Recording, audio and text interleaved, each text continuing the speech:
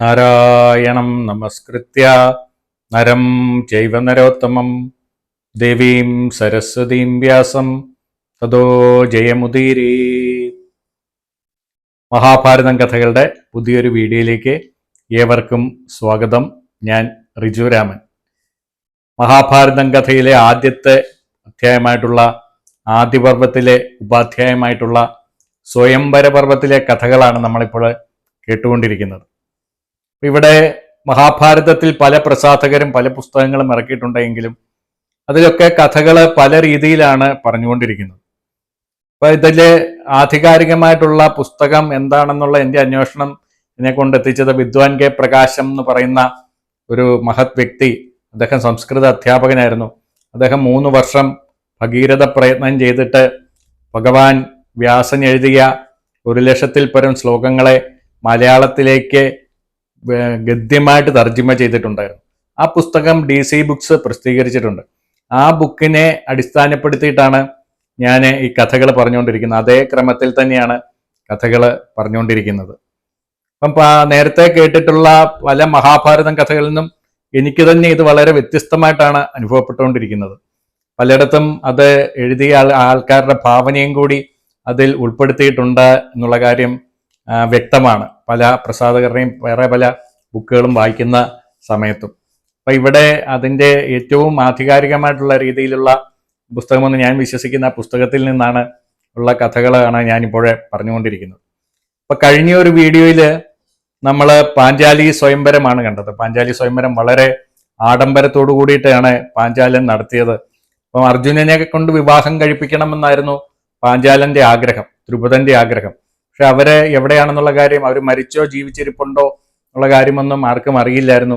ദ്രുപദം പല ചാരന്മാരെയും വിട്ടിട്ട് ഇവർ ജീവിച്ചിരിപ്പുണ്ടോ എന്നുള്ള അന്വേഷണം നടത്തിയെങ്കിലും കണ്ടുപിടിക്കാൻ വേണ്ടിയിട്ട് സാധിച്ചില്ല. അതുകൊണ്ട് തന്നെ വളരെ ഭാരമേറിയതും ദൃഢമേറിയതും അതോടൊപ്പം തന്നെ കുലയ്ക്കാൻ ഭയങ്കര ബുദ്ധിമുട്ടുള്ളതുമായിട്ടുള്ള ഒരു വില്ലാണ് ആ മത്സരത്തിന് വേണ്ടിയിട്ട് അവിടെ വെച്ചത്, സ്വയംവരത്തിന് മത്സരത്തിന് വേണ്ടിയിട്ട്. അപ്പൊ ഇത്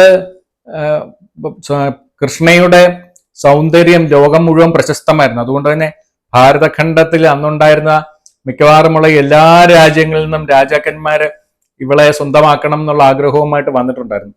പുത്രസമേതനും പൗത്രന്മാരുമായിട്ടൊക്കെ വന്ന രാജാക്കന്മാരും ഉണ്ടായിരുന്നു എന്നാണ്.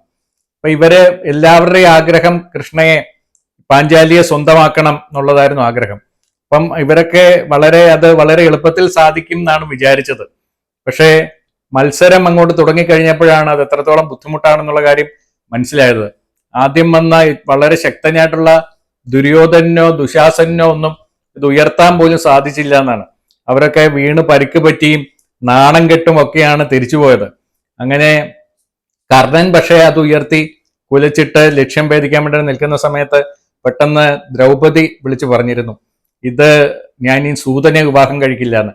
അങ്ങനെ ആ സമയത്ത് അപമാനിതനായിട്ടുള്ള കർണൻ സൂര്യനെ ഒന്ന് നോക്കിയിട്ട് വില്ലവിടെ ഇട്ടിട്ട് തിരിച്ചുപോയെന്നാണ്. അപ്പം അങ്ങനെ ഒരുപാട് ശക്തരായിട്ടുള്ള രാജാക്കന്മാര്, വളരെ ശക്തരായിട്ടുള്ള ബലവാന്മാരായിട്ടുള്ള ആൾക്കാർ ജരാസന്ധന് പോലും ഉയർത്തിയ സമയത്ത്, വില കുലയ്ക്കാൻ ശ്രമിച്ച സമയത്ത് മുട്ടുകുത്തി വീണെന്നാണ്. ജരാസന്ധൻ നാണക്കേട് സഹിക്കാൻ വയ്യാതെ പിന്നെന്താണ് അവിടെ നടക്കുന്നതെന്ന് പോലും അറിയണ്ടാന്ന് തീരുമാനിച്ച് അന്നേരം തന്നെ തിരിച്ച് നാട്ടിലേക്ക്, രാജ്യത്തേക്ക് പോയി എന്നാണ്. ആ സമയത്താണ് ബ്രാഹ്മണരുടെ ഇടയിൽ നിന്നും അർജുനൻ എഴുന്നേറ്റ് വന്നത്. രാജാക്കന്മാരുടെ എല്ലാം കഴിഞ്ഞു, ഊഴം കഴിഞ്ഞു, ഇനി ആരും വരാൻ വേണ്ടിയിട്ടില്ല. അങ്ങനെ ഇരിക്കുന്ന സമയത്ത് അർജുനൻ വന്ന് വളരെ ആദരവോട് കൂടിയിട്ട് ആ വില്ലിനെയൊക്കെ വലം വെച്ചിട്ട് വളരെ അനായാസമായിട്ട് വില്ലുയർത്തി അത് കുലച്ച് 5 അസ്ത്രങ്ങൾ ഒരേ സമയം എയ്ത് ആ ദുഷ്കരമായിട്ടുള്ള ലക്ഷ്യം ഭേദിച്ചു. ആ എയ്ത്തിന്റെ ശക്തി കൊണ്ടിട്ട് ആ ലക്ഷ്യം ഭൂമിയിലേക്ക് വീണുപോയി എന്നാണ്. അത് തകർന്ന് താഴേക്ക് വീണു എന്നാണ്. അത്ര ശക്തിയിലാണ് ആ വസ്ത്രങ്ങൾ ആ ലക്ഷ്യത്തിൽ ചെന്ന് തറച്ചത്. അങ്ങനെ പാഞ്ചാലി വളരെ മന്ദഹാസത്തോടു കൂടിയിട്ട് വർണ്ണമാലയം കൊണ്ടുവന്ന് ഈ അദ്ദേഹത്തിന്റെ അർജുനന്റെ കഴുത്തിലിട്ടു. ആ കഴുത്തിലിട്ട സമയത്ത് അർജുനൻ അവളുടെ കൈ പിടിച്ച് അവളെ പത്നിയാക്കി അവിടെ നിന്നും പോകാൻ വേണ്ടിയിട്ട് ഒരുങ്ങി. ആ സമയത്ത് ബാക്കിയുള്ള ഈ ഇതിൽ പങ്കെടുക്കാൻ വന്ന രാജാക്കന്മാർക്കെല്ലാം അതിഭയങ്കരമായിട്ടുള്ള കോപം വന്നു. തങ്ങളെയെല്ലാം വിളിച്ച് അപമാനിച്ച പോലെയാണ് ആ സമയത്ത് അവർക്കെല്ലാം തോന്നിയത്. അവർക്കെല്ലാം ദ്രുപദനോട് ഭയങ്കരമായിട്ടുള്ള കോപം വന്നു. ദ്രുപദനെ കൊല്ലണമെന്ന് തീരുമാനിച്ചു. ആ സമയത്ത് ദ്രുപദൻ ഈ പാണ്ഡവരെ അന്ന് മനസ്സിലായിട്ടില്ലായിരുന്നു അദ്ദേഹത്തിന്. ഇവരുടെ പുറകിൽ വന്നിട്ട് അഭയം തേടിയെന്നാണ്. അഭയം തേടിയ സമയത്ത് ആ സമയത്ത് അർജുനൻ ശക്തമായിട്ടുള്ള തനിക്ക് താൻ സ്വയംവരത്തിന് ഉപയോഗിച്ചിട്ടുള്ള അതേ വില്ല് തന്നെയാണ് കുലച്ചുയർത്തി യുദ്ധത്തിന് തയ്യാറായിട്ട്. ആ സമയത്ത് ഭീമൻ അത്ഭുതകരമായിട്ടുള്ള ഒരു പ്രവൃത്തി ചെയ്തു. അവിടെ നിന്നിരുന്ന വലിയൊരു വൃക്ഷം അത് ചൂടോട് കൂടിയിട്ട് വലിച്ച് പിഴുതെടുത്തിട്ട് ഇടത് കൈ കൊണ്ട് അതിലെ ആനി എങ്ങനെയാണോ അതിൻ്റെ ശിഖരങ്ങളൊക്കെ മാറ്റുന്നത്, അതുപോലെ ശിഖരങ്ങളൊക്കെ മാറ്റി അത് ആയുധമാക്കി അവിടെ നിലയുറപ്പിച്ചെന്നാണ്. അപ്പൊ ഇത് കണ്ടിട്ട് അർജുനന് പോലും അത്ഭുതമായി, ഭീമന്റെ ഈ ശക്തി പ്രകടനം കണ്ടിട്ട്. അങ്ങനെ അവര് രണ്ടുപേരും യുദ്ധസന്നദ്ധരായിട്ട് അവിടെ നിന്ന സമയത്ത് ഇതെല്ലാം കണ്ടുകൊണ്ട് കൃഷ്ണനും ബലഭദ്രനും അവിടെ നിൽക്കുന്നുണ്ടായിരുന്നു. ആ സമയത്ത് ഇവരെ കണ്ടുകൊണ്ട് ബലഭദ്രനോട് കൃഷ്ണൻ പറഞ്ഞു, ജ്യേഷ്ഠ, ഞാൻ ആ വാസുദേവപുത്രനാണെങ്കിൽ ആ പന പോലെയുള്ള വില്ല് കുലച്ചുകൊണ്ട് നിൽക്കുന്ന അവൻ അർജുനനാണ്. ഞാൻ കൃഷ്ണനാണെങ്കിൽ അവൻ അർജുനനാണ്. ആ വലിയ മരവും പിടിച്ചുകൊണ്ട് നിൽക്കുന്ന ആ മല പോലെയുള്ള ആ യുവാവ് അവൻ ഭീമനാണ്. അങ്ങ് നോക്കൂ, അവിടെ ഗൗരവത്തോടു കൂടിയിട്ട് സിംഹത്തിനെ പോലെ നടക്കുന്ന ആ വിനീതനായിട്ടുള്ള ഒരാളെ കണ്ടില്ലേ, അത് ധർമ്മപുത്രനാണ്. കാർത്തികേയന്മാരെ പോലെയുള്ള രണ്ട് യുവ കോമളന്മാരെ അങ്ങ് അവിടെ കണ്ടില്ലേ, അത് നകുലനും സഹദേവനുമാണ്. ഇത് പാണ്ഡവർ തന്നെയാണ്, ഉറപ്പാണെന്ന് പറഞ്ഞു. അപ്പൊ അവര് അരക്കില്ലത്തിൽ വെച്ചിട്ട് മരിച്ചിട്ടില്ല എന്നുള്ള കാര്യം ഉറപ്പായി. അപ്പൊ ഇത് കേട്ട് കഴിഞ്ഞപ്പോൾ ബലഭദ്രനും ഭയങ്കര സന്തോഷമായി. പറഞ്ഞു, നമ്മളുടെ പിതാവിന്റെ പെങ്ങളും മക്കളും ഇപ്പോഴും ജീവിച്ചിരിപ്പുണ്ടല്ലോ, അറിഞ്ഞതിൽ എനിക്കും വളരെ സന്തോഷമുണ്ടെന്ന് പറഞ്ഞു. പിന്നെ യുദ്ധം ആരംഭിക്കുകയാണ്. ആ സമയത്ത് കർണൻ നേരിട്ട് അർജുനനെ നേരിടാൻ വേണ്ടിയിട്ട് വന്നു എന്നാണ്, ഒറ്റയ്ക്ക്. ആദ്യമായിട്ടും ഈ മഹാഭാരതത്തിൽ ആദ്യമായിട്ട് കർണനും അർജുനനും തമ്മിൽ നേരിടുന്ന ഒരു രംഗമാണിത്. അങ്ങനെ ഇവർ തമ്മിൽ അതിഭയങ്കരമായിട്ടുള്ള അസ്ത്രങ്ങൾ അങ്ങോട്ടും ഇങ്ങോട്ടും അയക്കാൻ വേണ്ടിയിട്ട് തുടങ്ങി. അർജുനൻ ആ ഭാരമേറിയ വില്ല് വളരെ അനായാസമായിട്ട് വെച്ചുകൊണ്ട് അനായാസമായിട്ടാണ് ഈ കർണൻ നേരെ അസ്ത്രം അയച്ചുകൊണ്ടിരുന്നത്. ഈ അസ്ത്രങ്ങളുടെ ശക്തി താങ്ങാനാവാതെ കർണന് തേരിലെ ബോധക്ഷയം വരുന്ന പോലെ തോന്നിയെന്നാണ്. അങ്ങനെ പരിക്കേറ്റ കർണനെ ഭയങ്കരമായിട്ടുള്ള കോപത്തോടു കൂടിയിട്ട് അർജുനൻ അയച്ച മഴ പോലെയുള്ള അസ്ത്രങ്ങൾ കൊണ്ട് തടഞ്ഞു എന്നാണ്. ഇത് കണ്ടു കഴിഞ്ഞപ്പോൾ രാജാക്കന്മാർക്കൊക്കെ ഭയങ്കര സന്തോഷം. അവർ ഭയങ്കരമായിട്ടുള്ള കരഘോഷം മുഴക്കാൻ വേണ്ടിയിട്ട് തുടങ്ങി. ആ സമയത്ത് ഇവർ അങ്ങോട്ടും ഇങ്ങോട്ടും ഭയങ്കരമായിട്ടുള്ള പോർവിളികളും നടത്തിക്കൊണ്ടാണ് ഇവര് യുദ്ധം നടത്തിക്കൊണ്ടിരിക്കുന്നത്. ആ സമയത്ത് കർണൻ വിളിച്ചു ചോദിച്ചു, നീ ആരാണ്? നീ ഇന്ദ്രനാണോ? അതോ ധനുർവേദമാണോ? ധനുർവേദം മനുഷ്യരൂപത്തിൽ വന്നതാണോ? അതോ രാമനാണോ? അതോ വിഷ്ണു തന്നെയാണോ? നിന്റെ കൈവേഗതയും അസ്ത്രം അയക്കുന്നതിന്റെ ശക്തിയും ഒക്കെ കണ്ടിട്ട് എനിക്ക് നീ ഒരു മനുഷ്യനാണെന്ന് തോന്നുന്നില്ല. നീ ഒരു മനുഷ്യനാണെങ്കിൽ അത് നീ അർജുനനായിരിക്കും, അതല്ലാതെ വേറെ ആർക്കും ഇങ്ങനെ അസ്ത്രം എഴുതാൻ വേണ്ടിയിട്ടുള്ള നിപുണത ഇല്ല എന്ന് പറഞ്ഞു. അപ്പൊ എന്റെ കോപിഷ്ടനായിട്ടുള്ള എന്നെ എതിർക്കാൻ വേണ്ടിയിട്ട് ഇന്ദ്രനല്ലാതെ മനുഷ്യർക്കാർക്ക് സാധ്യമല്ല, അല്ലെങ്കിൽ അത് അർജുനനായിരിക്കണം എന്നും പറഞ്ഞു. അപ്പൊ ഇത് കേട്ട് കഴിഞ്ഞപ്പോഴേ ഈ ബ്രാഹ്മണൻ വേഷത്തിലുള്ള അർജുനൻ തിരിച്ചു പറഞ്ഞു, ഞാൻ ധനുർവേദമല്ല, ഞാൻ രാമനുമല്ല, ഞാനൊരു ബ്രാഹ്മണനായിട്ടുള്ള പോരാളിയാണ്. എന്റെ ഗുരുശ്രേഷ്ഠൻ ആണ് എന്നെ ഇത് പഠിപ്പിച്ചത്. എനിക്ക് ഇന്ദ്രന്റെ അടുത്തു നിന്നും ഇന്ദ്രാസ്ത്രവും ബ്രഹ്മാസ്ത്രവും ഒക്കെ കിട്ടിയിട്ടുണ്ട്. നിന്നെ ഞാൻ ഇന്ന് തോൽപ്പിക്കുന്നുണ്ട്, നീ ഒരുങ്ങി നിന്നോളൂ എന്നും പറഞ്ഞുകൊണ്ട് തിരിച്ച് വെല്ലുവിളിച്ചെന്നാണ് പറഞ്ഞത്. അപ്പൊ ഈ സമയത്ത് കർണൻ ഒന്ന് ആലോചിച്ചിട്ട് അദ്ദേഹം യുദ്ധത്തിൽ നിന്നും പിന്മാറി. ബ്രഹ്മശക്തിയെ എതിർക്കാൻ വേണ്ടിയിട്ട് തന്നെ കൊണ്ടാവില്ല എന്നൊരു ബോധ്യം അദ്ദേഹത്തിന് ഉണ്ടായിരുന്നു. അതുകൊണ്ട് അദ്ദേഹം പതിയെ ആ യുദ്ധഭൂമിയിൽ നിന്നും പിന്മാറി. ഇതേ സമയത്ത് തന്നെ ഭീമൻ മദ്രരാജാവായിട്ടുള്ള ശല്യനുമായിട്ട് യുദ്ധത്തിൽ ഏർപ്പെട്ടുകൊണ്ടിരിക്കുകയായിരുന്നു. രണ്ടുപേരും ദ്വന്ദ്വയുദ്ധത്തിൽ ഭയങ്കര വിദഗ്ധരായിട്ടുള്ള ആൾക്കാരായിരുന്നു, ബലവാന്മാരായിരുന്നു. ഇവർ തമ്മിൽ രണ്ട് മതയാനകൾ ഏറ്റുമുട്ടുന്നത് പോലെ അവിടെ കിടന്ന് ഏറ്റുമുട്ടിയെന്നാണ്. പരസ്പരം ഉന്തിയും വലിച്ചും തള്ളിയിട്ടും ഒക്കെ അതിഭയങ്കരമായിട്ടുള്ള യുദ്ധമായിരുന്നു. മുഷ്ടിയുദ്ധം നടത്തി, മുഷ്ടി ചുരുട്ടിയും കൈയുടെ മുട്ടുകൊണ്ടുമൊക്കെ പരസ്പരം അങ്ങോട്ടും ഇങ്ങോട്ടും മർദ്ദിക്കാൻ തുടങ്ങി. മർദ്ദനത്തിന്റെ സ്വരം കേട്ടപ്പം വലിയ രണ്ട് പാറകൾ തമ്മിൽ കൂട്ടിയിടിക്കുമ്പോൾ എങ്ങനത്തെ ശബ്ദമാണോ കേട്ടോണ്ടിരുന്നത്, അതുപോലത്തെ ശബ്ദമാണ് യുദ്ധഭൂമിയിൽ നിന്ന് കേട്ടതെന്നാണ്. അപ്പൊ ആ സമയത്ത് പെട്ടെന്ന് ഭീമൻ ഈ ശല്യനെ പൊക്കിയെടുത്ത് ദൂരേക്ക് ഒരു ഒറ്റ ഏറ് വെച്ച് കൊടുത്തു. ദൂരെ ചെന്ന് വീണ ശല്യന് അനങ്ങാൻ പറ്റാതെ വീണുപോയ സമയത്ത് ഈ ഭീമൻ ഇയാളെ കൊല്ലാതെ വിട്ടു.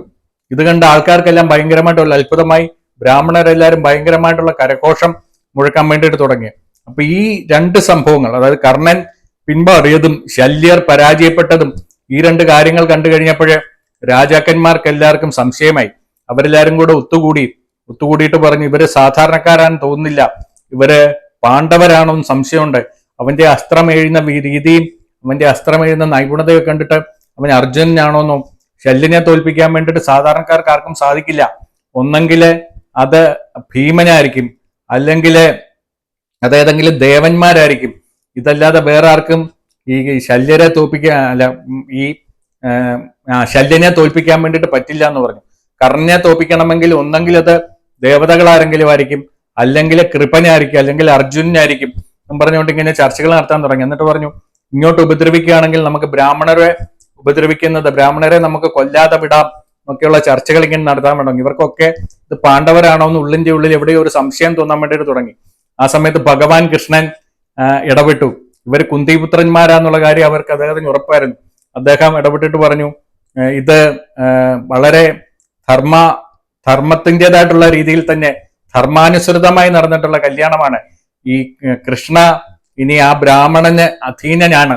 അവരുടെ ആരുടെ ഉള്ളിൽ സംശയം ഉണ്ടാകാതിരിക്കാൻ അവർ ബ്രാഹ്മണൻ എന്നുള്ള കാര്യം ഭഗവാൻ കൃഷ്ണൻ ഉറപ്പിക്കുകയായിരുന്നു. അതിനുശേഷം അവിടെ കൂടിയിരുന്ന രാജാക്കന്മാരെയൊക്കെ അദ്ദേഹം ആശ്വസിപ്പിച്ചിട്ട് അവരെയൊക്കെ ആ സമയത്ത് വളരെ അത്ഭുതത്തോടു കൂടിയിട്ടും കുണ്ഠിതത്തോടും കൂടിയിട്ട് വിഷമത്തോടും കൂടിയിട്ട് സ്വന്തം രാജ്യങ്ങളിലേക്ക് അവരെല്ലാവരും തിരിച്ചുപോയി കഴിഞ്ഞിട്ട് ഈ യുദ്ധമെല്ലാം കഴിഞ്ഞിട്ട് ഈ തിരക്കുമെല്ലാം കഴിഞ്ഞിട്ട് ബ്രാഹ്മണർ അതിഭയങ്കരമായിട്ടുള്ള കരഘോഷവും ഭയങ്കരമായിട്ടുള്ള പ്രശംസയുമായിട്ട് എല്ലാവരും ചുറ്റും കൂടിയ സമയത്ത് ഇവരെ ഈ തിരക്കിൽ നിന്ന് ഒരു വിധത്തില് ഈ ദ്രൗപദിയുമായിട്ട് ആ തിരക്കിൽ നിന്നും മാറി അവര് പതിയെ തങ്ങളുടെ തങ്ങൾ താമസിക്കുന്ന കുശഗ്രഹത്തിലേക്ക് പോകാൻ വേണ്ടിയിട്ട് തുടങ്ങിയെന്നാണ്. ഇങ്ങനെ രാത്രിയിൽ, നല്ല നിലാവുള്ള രാത്രിയിൽ ഇവർ നടക്കുന്ന കണ്ടിട്ട് സൂര്യനും മേഘങ്ങൾ മാറിയ സൂര്യനും ചന്ദ്രനും ഒക്കെ നടക്കുന്ന പോലത്തെ പ്രഭ അവിടെ ഉണ്ടായെന്നാണ്. ഈ പാണ്ഡവരും അവരുടെ ഭാര്യയായിട്ടുള്ള അല്ലെങ്കിൽ അർജുനൻ വേട്ട ഈ പാഞ്ചാലിയുമായിട്ട് നടക്കുന്ന സമയത്ത്. അപ്പൊ ഈ സമയത്ത് ഈ കുശവഗ്രഹത്തിൽ ഇരിക്കുന്ന കുന്തി അതിഭയങ്കരമായിട്ടുള്ള വിഷമത്തിലായിരുന്നു. മക്കളൊക്കെ എന്നും വരുന്ന സമയം കഴിഞ്ഞിട്ടുണ്ട്. അവർ കൃത്യമായിട്ട് എല്ലാ ദിവസവും രാത്രി ആകുന്നതിന് മുമ്പ് തിരിച്ചെത്തിക്കൊണ്ടിരിക്കുകയാണ്. ഇന്നിപ്പോ രാത്രി ഒരുപാട് താമസിച്ചു കഴിഞ്ഞിരിക്കുന്നു. എന്തായിരിക്കും അവർ വരാതിരിക്കുന്നത്? ഒരുപാട് ആപച്ചിന്തകളാണ് വന്നത്. കാരണം വെച്ചാൽ അവരെ കൊല്ലാൻ വേണ്ടിയിട്ട് നടക്കുന്ന ഒരുപാട് ആൾക്കാരുണ്ട്, ശത്രുക്കളായിട്ടുള്ള ഒരുപാട് ആൾക്കാരുണ്ട്. രാക്ഷസന്മാരെ ഇവരെ വധിക്കണമെന്ന് പറയുന്ന നടക്കുന്ന അവരോട് വൈരാഗ്യമുള്ള ഒരുപാട് രാക്ഷസരുണ്ട്. ഇനിയും ധൃതരാഷ്ട്രപുത്രന്മാരാരെങ്കിലും ഇവരെ കണ്ടുപിടിച്ച് കാണുമോ? ഇവർക്ക് എന്തെങ്കിലും ആപത്ത് സംഭവിച്ചോ? വ്യാസഭഗവാൻ പറഞ്ഞതൊക്കെ വെറുതെയായി പോവോ എന്നൊക്കെ പറഞ്ഞുകൊണ്ട് അതിഭയങ്കരമായിട്ട് വിഷമിച്ച് കുന്തി ഉറങ്ങാതെ കാത്തിരുന്നു. അങ്ങനെ രാത്രി താമസിച്ചാണ് ഇവരെ ആ കുശവഗ്രഹത്തിലേക്ക് വന്ന് ഉള്ളിലേക്ക് പ്രവേശിക്കുന്നതിന് മുമ്പ് തന്നെ യുധിഷ്ഠിരൻ വിളിച്ചു പറഞ്ഞു, അമ്മ ഞങ്ങൾക്ക് ഒരു ഭിക്ഷ കിട്ടിയിട്ടുണ്ടെന്ന് പറഞ്ഞു. അപ്പൊ കുന്തി അങ്ങോട്ട് നോക്കുപോലും ചെയ്യാതെ പറഞ്ഞു, നിങ്ങൾ 5 പേരും കൂടെ പകുത്തെടുത്ത് അനുഭവിച്ചോളാൻ പറഞ്ഞു. ആ സമയത്താണ് കുന്തി ഇറങ്ങി വന്ന് നോക്കിയപ്പോഴാണ് അതിസുന്ദരിയായിട്ടുള്ള ഈ പാഞ്ചാലി അവിടെ നിൽക്കുന്നത് കണ്ടിട്ട്. ഇവളെ കണ്ടു കഴിഞ്ഞപ്പോഴേ കുന്തിക്ക് അതിഭയങ്കരമായിട്ടുള്ള അത്ഭുതവും സന്തോഷവും തോന്നി. അതോടൊപ്പം തന്നെ താൻ പറഞ്ഞ വാക്ക്, തന്റെ വായിൽ നിന്ന് വിട്ടുപോയ വാക്ക് ഓർത്തിട്ട് ഭയങ്കരമായിട്ടുള്ള വിഷമവും ഉണ്ടായി. അധർമ്മമാണല്ലോ ഞാൻ പറഞ്ഞതെന്ന് ഓർത്തിട്ട്. അങ്ങനെ ആ വിഷമം മറിച്ചിട്ട് മന്ദസ്മിതത്തോടു കൂടിയിട്ട് ഈ കൃഷ്ണയുടെ കൈയും പിടിച്ചുകൊണ്ട് ഉള്ളിലേക്ക് പോയി എന്നാണ് കുന്തി. അതിനുശേഷം യുധിഷ്ഠിരനെ മാറ്റി നിർത്തിയിട്ട് പറഞ്ഞു, യുധിഷ്ഠിര, എന്റെ വായിൽ നിന്നും അറിയാതെ കുറച്ച് വാക്കുകൾ പുറത്തേക്ക് വന്നുപോയി. എന്റെ വാക്കുകൾ ഒരിക്കലും അസത്യമാവില്ല, അതെപ്പോഴും സത്യമായിട്ട് തന്നെ ഇരിക്കുകയുള്ളൂ. പക്ഷേ പാഞ്ചാലിക്ക് അധർമ്മം ഉണ്ടാവരുത്. അതുകൊണ്ട് എന്താണെന്ന് വെച്ചാൽ നീ ആലോചിച്ചിട്ട് ഒരു തീരുമാനം എടുക്കണം. എന്റെ വാക്ക് അസത്യമായി പോകരുത്, അതോടൊപ്പം ഞാൻ പാഞ്ചാലിക്ക് ഒരു അധർമ്മവും ഉണ്ടാകുകയും ചെയ്യരുത് എന്ന് പറഞ്ഞു. അങ്ങനെ യുധിഷ്ഠിരൻ പോയി കുറച്ച് സമയം ഇരുന്ന് ആലോചിച്ചു. ആലോചിച്ച ശേഷം അർജുനനെ വിളിച്ചിട്ട് പറഞ്ഞു, അർജുന, നീയാണ് ഇവളെ വേട്ടത്, അതുകൊണ്ട് നിന്റെ ഭാര്യയാണ് ഇവള്. നീയാണ് ആ പരീക്ഷണത്തിൽ ജയിച്ച് ഇവളെ നേടിയെടുത്തത്. അതുകൊണ്ട് ഇപ്പൊ തന്നെ ഹോമാഗ്നി ജ്വലിപ്പിച്ച് നിന്നെ ഇവളെ വിധിപൂർവം പാണിഗ്രഹണം ചെയ്യണം എന്ന് പറഞ്ഞു. അപ്പോഴേ അർജുനൻ തിരിച്ചു പറഞ്ഞു, ഭവാൻ ഇങ്ങനെ അധർമ്മം പറയരുത്. ഞങ്ങളെല്ലാവരും ഭവാന്റെ യുധിഷ്ഠിര മഹാരാജാവിന്റെ ഭൃത്യന്മാരാണ്. അങ്ങേക്കാണ് ശരിക്കും പറയുകയാണെങ്കിൽ ഇവളില് അധികാരമുള്ളത്. അതുകൊണ്ട് അങ്ങ് ആദ്യം ഇവളെ വിവാഹം ചെയ്യണം. അതിനുശേഷം മൂപ്പനുസരിച്ച് ഭീമൻ വിവാഹം ചെയ്യണം, അതിനുശേഷം ഞാൻ വിവാഹം ചെയ്യും, അതിനുശേഷം നകുലനും സഹദേവനും വിവാഹം കഴിക്കട്ടെ എന്ന് പറഞ്ഞു. അതിനുശേഷം അർജുനന് സംശയമായി ഇത് ധർമ്മം തന്നെയാണോ എന്നുള്ളത്. എന്നിട്ട് പറഞ്ഞു, ഇങ്ങനെയാണെങ്കിൽ ഇക്കാര്യത്തിൽ എന്തെങ്കിലും സംശയങ്ങൾ ഉണ്ടെങ്കിൽ നമുക്ക് പാഞ്ചാലിനോട് ചോദിക്കാം, അദ്ദേഹത്തിന്റെ ദ്രൗപദിയുടെ അച്ഛനായിട്ടുള്ള പാഞ്ചാലിനോട് ചോദിച്ചിട്ട് അദ്ദേഹത്തിന്റെ അഭിപ്രായം കൂടി അറിഞ്ഞിട്ട് നമുക്കൊരു തീരുമാനം എടുക്കാം, അങ്ങാണ് എല്ലാ കാര്യങ്ങളും തീരുമാനിക്കേണ്ടതെന്നും പറഞ്ഞുകൊണ്ട് യുധിഷ്ഠിരനോട് പറഞ്ഞു. അപ്പം ഈ അർജുനന്റെ പരസ്പരം ഭക്തിയും സ്നേഹത്തോടെയും കൂടിയുള്ള വാക്കുകൾ കേട്ടിട്ട് യുധിഷ്ഠിരന് ഭയങ്കര സന്തോഷമായി. അവരെങ്ങനെ സ്വസ്ഥമായിട്ട് അവിടെ ഇരിക്കുന്ന സമയത്ത് എല്ലാവരും പാഞ്ചാലിയെ അപ്പോഴാണ് പാഞ്ചാലിയെ ഈ പാണ്ഡവരൊക്കെ അടുത്ത് കാണുന്നത്, സ്വസ്ഥമായിട്ട് കാണുന്നത്. അപ്പൊ ഇവരെ എല്ലാവരെയും മാറി മാറി പാഞ്ചാലി വളരെ സ്നേഹത്തോടു കൂടിയിട്ട് നോക്കിക്കൊണ്ടിരുന്നു. അപ്പൊ പാഞ്ചാലിയെ ബ്രഹ്മാവ് ഇത്രയും നല്ലൊരു സൃഷ്ടി, ഇത്രയും നല്ലൊരു സ്ത്രീയുടെ മനോഹരമായിട്ട് ഇത്രയും നല്ലതായിട്ട് ഇതുവരെ സൃഷ്ടിച്ചിട്ടില്ല എന്നാണ്. അത്രയും മനോഹരമായിട്ടുള്ള അങ്കലാവണ്യവും മുഖസൗന്ദര്യവുമുള്ള ആ ദ്രൗപദിയെ കണ്ടിട്ട് ഈ പാണ്ഡവരുടെ ഓരോരുത്തരുടെയും മനസ്സിൽ ഇവളോടുള്ള പ്രണയവും അതോടൊപ്പം തന്നെ കാമവും വരാൻ വേണ്ടിയിട്ട് തുടങ്ങി. അങ്ങനെ ഇവരെല്ലാവരും ഇമവെട്ടാതെ ഇവളെ തന്നെ നോക്കിക്കൊണ്ട് ഇരുന്നു. അപ്പൊ ഇത് തന്റെ പാഞ്ചാലിയെ നോക്കിക്കൊണ്ടിരിക്കുന്ന തന്റെ സഹോദരന്മാരുടെ മനസ്സിന്റെ വൃത്തി മനസ്സിലാക്കി യുധിഷ്ഠിരന് മനസ്സിലായി. യുധിഷ്ഠിരൻ ആ സമയത്ത് തങ്ങളുടെ തമ്മിലുള്ള ഒരുമ നഷ്ടപ്പെടാതിരിക്കാൻ വേണ്ടിയിട്ട്, കാരണം വെച്ചാൽ സ്ത്രീകൾ വന്നു കയറിയ സ്ത്രീകളുടെ മഹത്വം പോലെയാണ് ബാക്കിയുള്ള സഹോദരന്മാരുടെ ഒരുമ എന്ന് പറയുന്നത്. അപ്പം ഒരു സ്ത്രീ കാരണം ഒരുമ നഷ്ടപ്പെടരുത് എന്ന് വിചാരിച്ചിട്ട് പാഞ്ചാലിയോടും ഇവരോടും കൂടിയായിട്ട് പറഞ്ഞു, ഇവരെ സഹോദരന്മാരെ, നമ്മളുടെ എല്ലാവരുടെയും ഭാര്യയായിരിക്കും ഈ പാഞ്ചാലി, ഇവൾ നല്ലവളാണെന്ന് പറഞ്ഞു. അപ്പൊ ഈ വാക്കുകൾ കേട്ട് കഴിഞ്ഞപ്പോഴേ പാണ്ഡവർക്ക് ബാക്കിയുള്ളവർക്കെല്ലാം അവരുടെ മനസ്സിലെ ആശങ്കകളെല്ലാം ഒഴിഞ്ഞു. തങ്ങൾക്കെല്ലാവർക്കും പാഞ്ചാലിയെ കിട്ടും എന്നുള്ള ഒരു കാര്യം അവർ കേട്ട് കഴിഞ്ഞപ്പോൾ അവരുടെയൊക്കെ മനസ്സിന്റെ വിഷമം മാറി. അവരെല്ലാവരും വളരെ സന്തോഷത്തോടു കൂടിയിട്ട് ഇരുന്നു എന്നാണ്. ആ സമയത്ത് ഈ കുശോഗ്രഹം കണ്ടുപിടിച്ച് പാണ്ഡവർ എവിടെയാണെന്ന് കണ്ടുപിടിച്ചിട്ട് ഭഗവാൻ കൃഷ്ണനും ബലഭദ്രനും കൂടി ആ കുശോഗ്രഹത്തിലേക്ക് കയറി വന്നു എന്നാണ്. അപ്പൊ ഇതിന് മുമ്പായിട്ട് തന്നെ ഈ യുധിഷ്ഠിരൻ തീരുമാനം എടുക്കുന്ന സമയത്ത് ഒരു പ്രധാനപ്പെട്ട കാര്യം പറയാൻ വിട്ടുപോയി.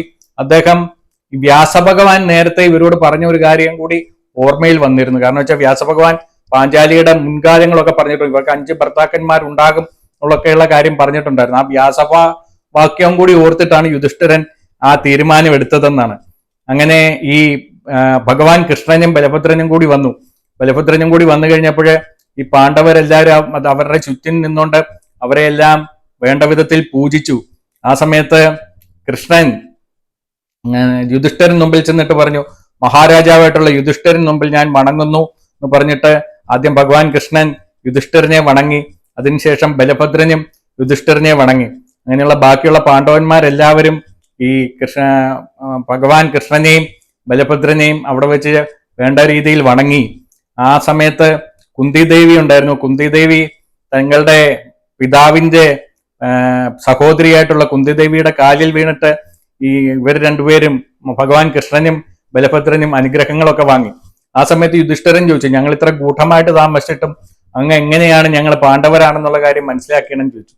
അപ്പം മന്ദഹസിച്ചുകൊണ്ട് ഭഗവാൻ കൃഷ്ണൻ പറഞ്ഞു, നിങ്ങൾ ആ സ്വയംവരവേദിയിൽ കാണിച്ചിട്ടുള്ള, നേരത്തെ തന്നെ നിങ്ങളെ കണ്ടപ്പോൾ എനിക്ക് സംശയം ഉണ്ടായിരുന്നു, പക്ഷെ നിങ്ങൾ സ്വയംവരവേദിയിൽ കാണിച്ചിട്ടുള്ള ആ പരാക്രമം അത് ഈ ഭൂമിയിലെ മനുഷ്യരായിട്ട് നിങ്ങളെ കൊണ്ട് മാത്രമേ ചെയ്യാൻ വേണ്ടിയിട്ട് സാധിക്കുകയുള്ളൂ. അത് ആ സമയം തന്നെ ഞാൻ ഉറപ്പിച്ചിട്ടുണ്ടായിരുന്നു നിങ്ങൾ ഈ പാണ്ഡവരാണെന്നുള്ള കാര്യം. നിങ്ങൾ അരക്കില്ലത്തിൽ നിന്നും ഭാഗ്യം കൊണ്ട് രക്ഷപ്പെട്ടതും അതോടൊപ്പം തന്നെ ഈ ദുഷ്ടനായിട്ടുള്ള ദുര്യോധനന്റെ വഞ്ചിത പ്രവർത്തികളിൽ നിന്നൊക്കെ ഭാഗ്യം കൊണ്ട് രക്ഷപ്പെട്ടതിൽ എനിക്ക് വളരെ സന്തോഷമുണ്ട്. നിങ്ങൾ ഇവിടെയാണ് താമസിക്കുന്നതെന്നുള്ള കാര്യം ആരും അറിയണ്ട. ഞാനിപ്പോ തൽക്കാലം ഞങ്ങൾ താമസിക്കുന്ന സ്ഥലത്തേക്ക് തിരിച്ചു പോവുകയാണെന്ന് പറഞ്ഞുകൊണ്ട് ഇവരുടെ അനുവാദമൊക്കെ വാങ്ങി ഭഗവാൻ കൃഷ്ണനും ബലഭദ്രനും തിരിച്ചുപോയി. ഇനി എന്താണ് സംഭവിച്ചെന്നുള്ളത് നമുക്ക് അടുത്തൊരു വീഡിയോയിൽ കാണാം. ഇതുവരെ ക്ഷമാപൂർവം കേട്ട എല്ലാവർക്കും എൻ്റെ ഭാഗത്തു നിന്നുള്ള വലിയൊരു നമസ്കാരം അറിയിക്കുന്നു. അടുത്ത വീഡിയോയിൽ വീണ്ടും കാണാം.